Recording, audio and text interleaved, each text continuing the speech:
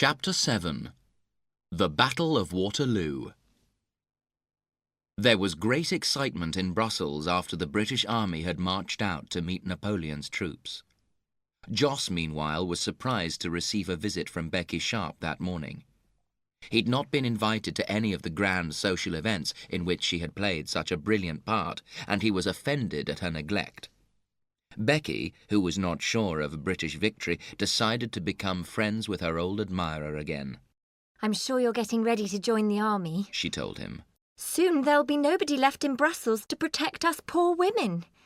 Joss was delighted at the idea that she thought he was joining the army. "I should like to see the battle," he replied grandly. "but I have my sister to protect."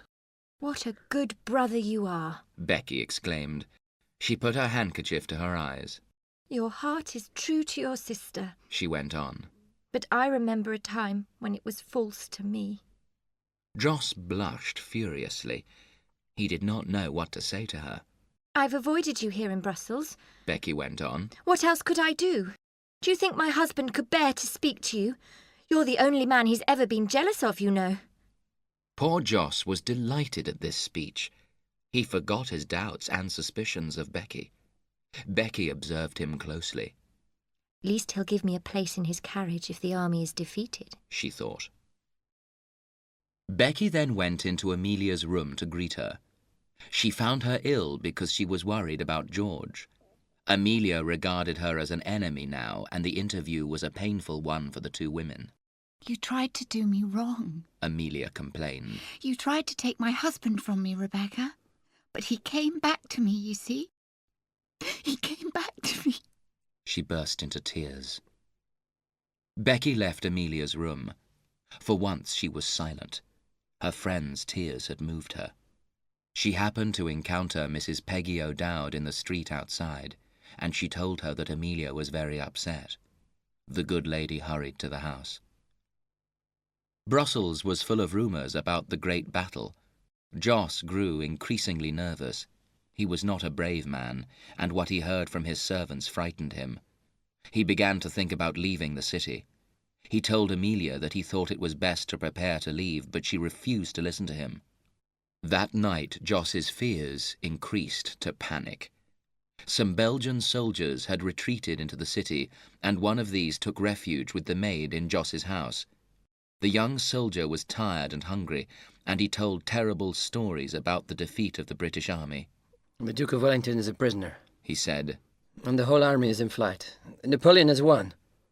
Joss had come into the kitchen to hear the soldier's account, and he was now wild with terror. He changed out of his military-style clothes as quickly as he could and ordered his servant to prepare the carriage. "There are no horses left in Brussels, sir," the servant told him. Joss dashed into the street. He ran to all the hotels in a desperate search for horses. In one hotel he saw Lady Bareacres and her daughters sitting in a carriage. They, too, were waiting for horses. Lady Bareacres was also desperate to abandon the city.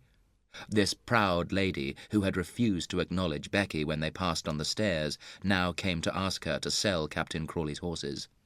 "I won't sell you my horses, my lady," Becky told her proudly. "not for the 2 largest diamonds you wore at the ball." Just then, Becky caught sight of Joss entering the hotel.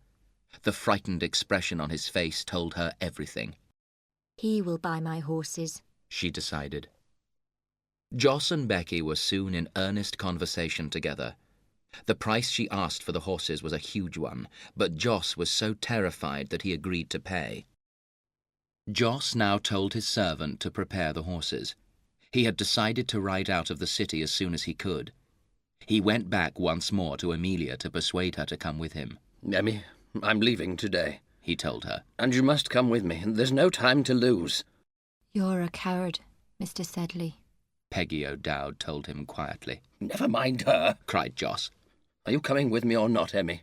Amelia was too ill to move. "Without my husband, Joss?" Amelia replied. Joss saw that it was useless. "Goodbye, then," he said in a rage, and left the room. A few minutes later, the two ladies saw him riding awkwardly down the street on one of Becky's horses, followed by his servant on the other. The noise of the great battle could be heard throughout the city all that day. At last the guns grew silent. The English had their victory. Darkness fell. Amelia was praying for her husband, who was lying on his face, dead, with a bullet through his heart.